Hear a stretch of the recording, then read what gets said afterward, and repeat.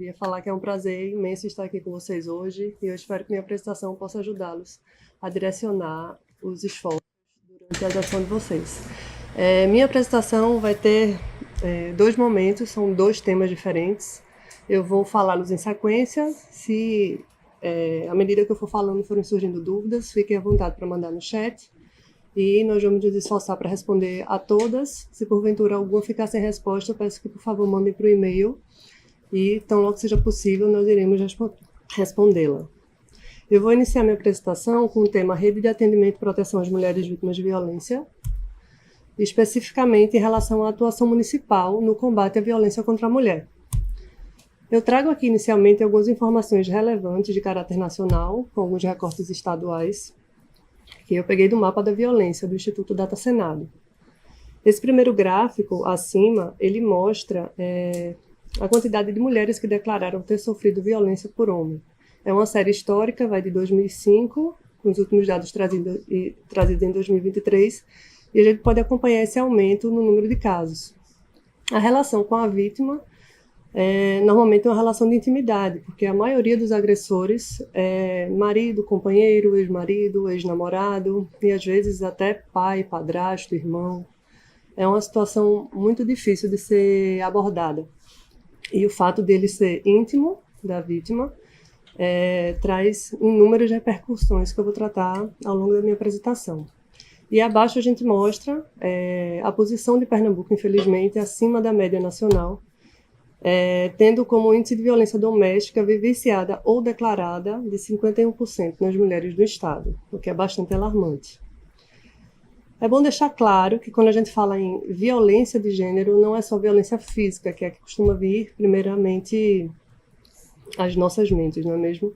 Mas ela também pode ser violência psicológica, moral, sexual, patrimonial, além de um número relevante de mulheres que declaram ter sofrido a violência, mas preferiram não detalhar que violência foi essa. Em relação àquela questão que eu falei há pouco, de o agressor ser íntimo da vítima, isso deve estar diretamente relacionado a esse dado que eu trago aqui para vocês. O alto índice de subnotificação desse tipo de violência. O Brasil apresenta um índice de subnotificação de 61%, ou seja, a cada 100 mulheres agredidas, 61 não notificaram. E a gente não ficou sabendo disso. A maioria das mulheres que sofrem esse tipo de violência procuram ajuda junto a familiares, junto à igreja, algum amigo, alguém que ela sinta segurança, mas não junto ao Estado. Eu trago aqui para vocês agora os principais marcos legais que regem a matéria e que a gente utiliza como critério nos nossos trabalhos para avaliação dessa política pública.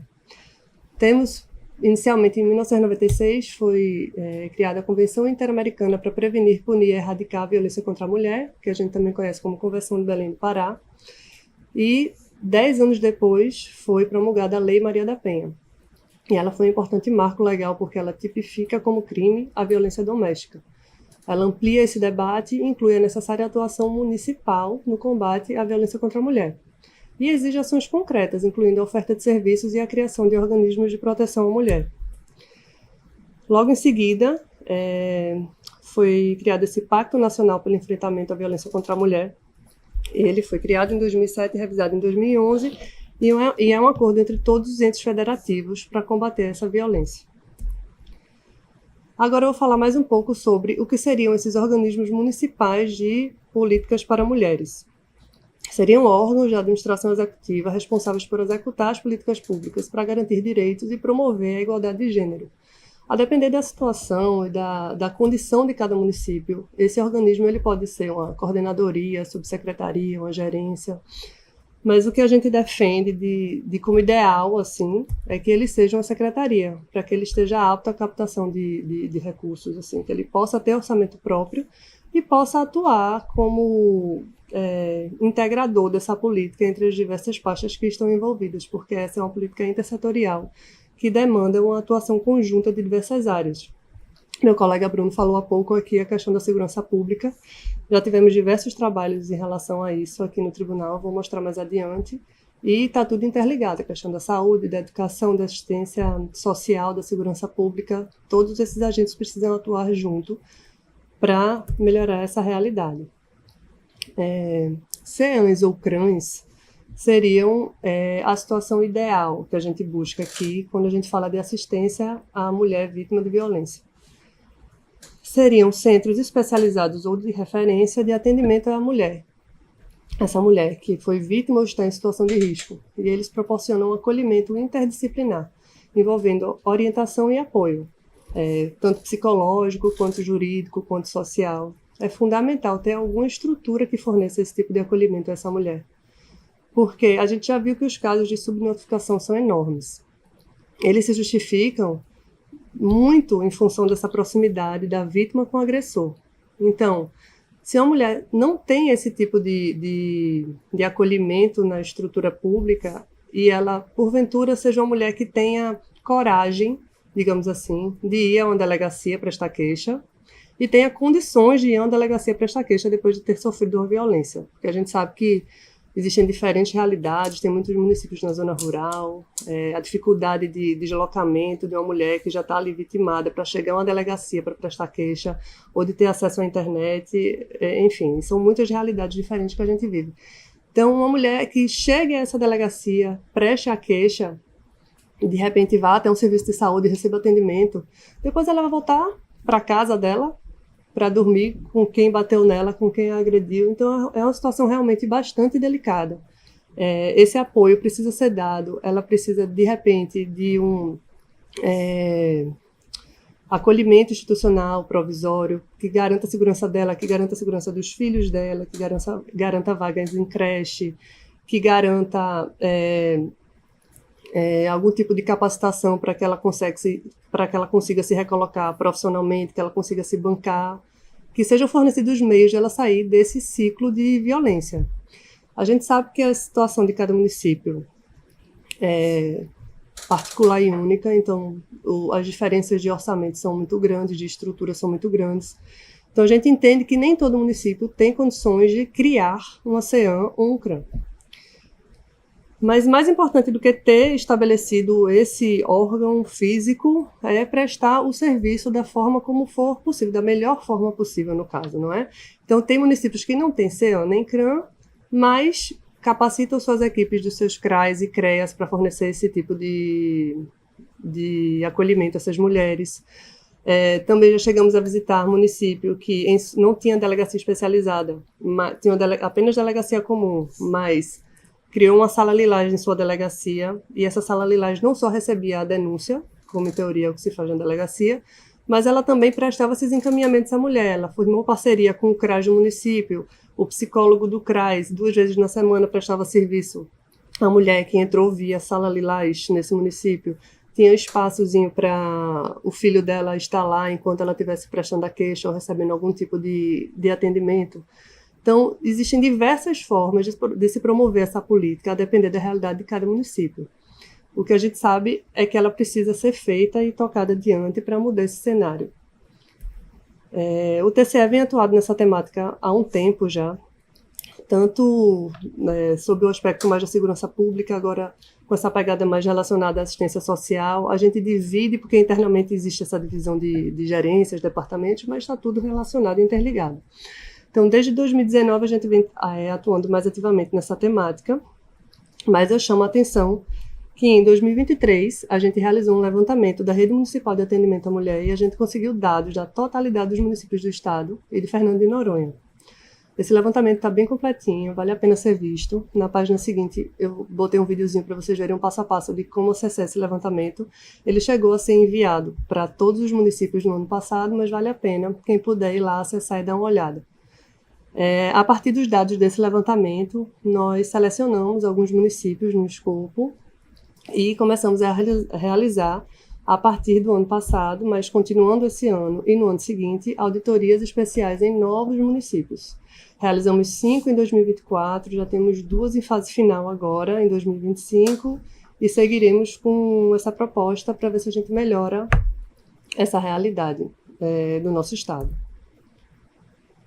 Esse é o videozinho que eu falei para vocês. Nessa página, nesse espaço aqui, na internet do Tribunal de Contas, tem uma parte lá de estudos e levantamentos. Vocês vão conseguir acessar esse nosso relatório de levantamento e vários outros relatórios, painéis de diversas temáticas.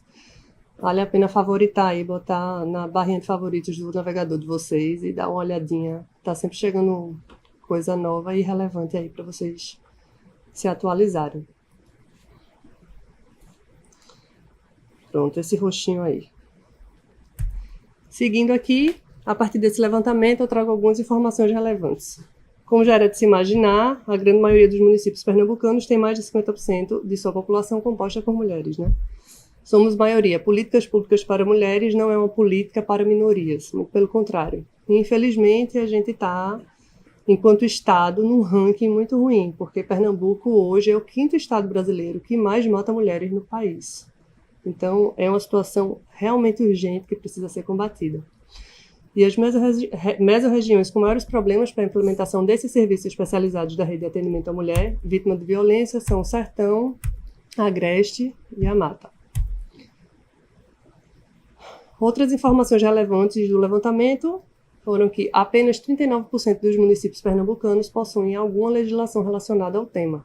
E desses que possuem, apenas 26%, que são 19 municípios, afirmaram ter estrutura de atendimento e OMPMs, que são aqueles organismos de políticas para mulheres.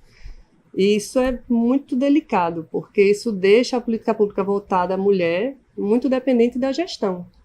Então, às vezes você pega um gestor que é até bem intencionado, que quer trabalhar o tema e que bota uma pessoa responsável que toma aquela causa para si, quer fazer dar certo, mas se na eleição seguinte mudar o gestor, aquela política morre ali e não há nada que garanta a sua continuidade. Então é muito importante atentar para ter esse aparato legal municipal. Dos 35 municípios que afirmaram ter CEAM ou CRAM implementado e em funcionamento, 10 informaram que não possuem qualquer legislação específica. E, pasmem, em Pernambuco, 22 municípios não possuem qualquer serviço, lei ou órgão relacionado à proteção da mulher. Um parênteses que eu queria fazer aqui, que Bruno falou na apresentação dele também, eu acho que todos os meus colegas vão sempre tentar bater nessa tecla, para ir além da assistência. A gente sabe que existe precariedade, insuficiência, às vezes até inexistência do serviço prestado de assistência social a essas mulheres. Mas se a gente quiser que cada vez menos mulheres precisem desse serviço de assistência social, que é o que a gente precisa buscar, é que ele seja desnecessário, a gente precisa investir em prevenção. Então, a gente precisa que o município trabalhe com campanhas educativas regulares para várias classes, várias idades, vários tipos de públicos diferentes. Precisa ter campanhas educativas regulares nas escolas, tem crianças que convivem com violência doméstica ao longo de toda a sua infância, então aquilo ali é normalizado para elas. Elas não entendem que é possível uma casa funcionar de uma forma diferente daquela, e ela provavelmente vai reproduzir aquele comportamento na vida adulta. É importante também que haja projetos de capacitação para acesso ao mercado de trabalho por mulheres que já foram vitimadas ou que estão em situação de risco. E tantas outras ações que o município julgar relevantes, possíveis de serem feitas. Está tudo valendo no critério prevenção para que a gente busque, de fato, essa igualdade de direitos entre homens e mulheres e melhore esses números, que estão tão ruins hoje em dia. Como considerações finais dessa primeira parte da minha apresentação, eu tenho que os organismos municipais de proteção à mulher, os conselhos municipais que também desempenham um papel muito importante, mesmo que não seja um conselho da mulher especificamente, eu sei que nem todo município tem condições de ter um conselho para cada pasta, pode ser um conselho de assistência social de repente, câmaras técnicas que atuem e façam essa interlocução entre diferentes atores, todos juntos têm muitas condições de planejar e implementar políticas municipais para mulheres e de fato garantir seus direitos fundamentais. Isso é uma questão antiga e urgente que precisa ser vista com atenção pelos nossos gestores.